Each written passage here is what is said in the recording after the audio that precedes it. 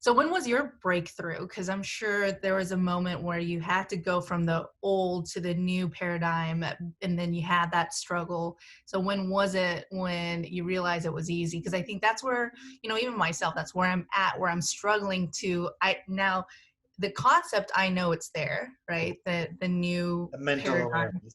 Yeah. Yes, so I know it's there, but there's still a lot of struggle trying to, apply and understand. So there's a knowledge, but not the actual Yeah. understanding. Yeah. And for me, there was never one defining circumstance. There was a lot of different ones that happened throughout my life. Um, but it's more of like, gradually learning a concept and then mastering the concept and then Mhm. learning another concept and then mastering that concept. So awareness is always the first step. And I think a lot of people, they'll gain the awareness, they'll be on a live call or they'll read a book and, they'll gain the awareness. But for some people, it takes months or years before they finally kick themselves in the ass hard enough to actually implement and take action on it. Right. Sure. So for me, a lot of the focus on what I teach is like cutting through all the crap and simplifying this stuff as much as possible to get people to apply this stuff. It's funny because a lot of people sometimes in the collective, they'll say, oh, when can we have a more advanced call? We want something that's more advanced. And yeah, but you don't need more advanced. What people need is, to be guided through the steps and being given processes that work and supporting people in their implementation of processes. Mhm. So what I would say is, instead of trying to learn all the things and look at all the processes and all the concepts and all at once, is, pick the one thing that you need to work on, or pick the one thing that you need to practice, and Mhm. then stick with it for a week, 2 weeks, 4 weeks, long enough till you've really gotten it.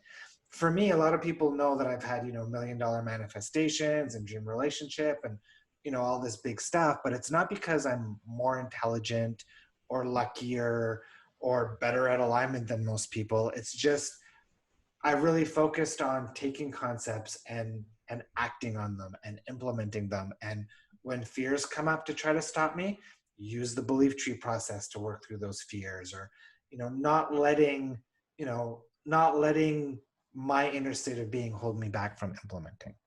Gotcha. So I'm a person of specifics, and I know you said that there wasn't just one, there was just a more of a gradual process. So what was one of your biggest barriers that you were able to break through that kind of gave you the assurance, okay, this works?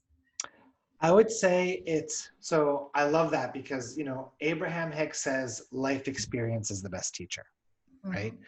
And I could sit here and I could tell you stories of synchronicities all day long, but until you really experience this stuff for yourself, Mhm. you, the mind doesn't make that mental shift.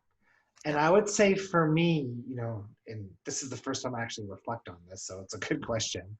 So I would say for me, it's all like the little synchronicities adding up. Like, Mhm. for example, like with Anik, her and I, we share the same name. Both our parents call us Nick. We met driving the same type of car. We did the same type of work. After we started dating, we found out we'd left our marriages on the exact same day before we'd ever met, right? So when I asked myself, if I knew that she existed before we had met, what are the chances that I could have gone out and found her with 7 billion people on the planet? I never would have expected her to be living in the same town as me, right?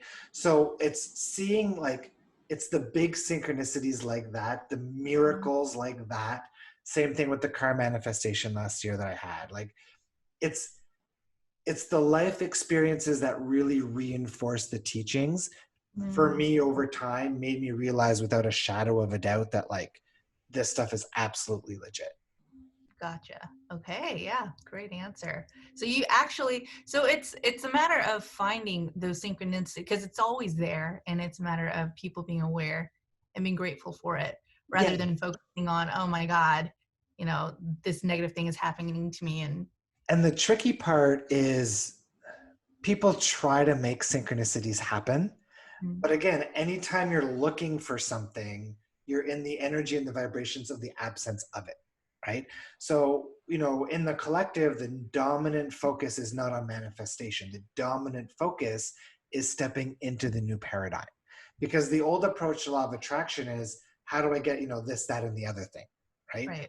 And when you're chasing after things, whether it be a relationship, happiness, anything you chase after, you're automatically in the vibration of the absence of that thing propagating that cycle. So the key focus that I put people on, whether it's the collective or client, it's stepping into the new paradigm. And the key to stepping into the new paradigm is making pleasure the focus, making joy the focus, getting to a place where you're so happy, where you're enjoying physical reality so much that you don't care about the manifestations anymore. And when Mm-hmm. you get to that point, that's when you start letting the manifestations in.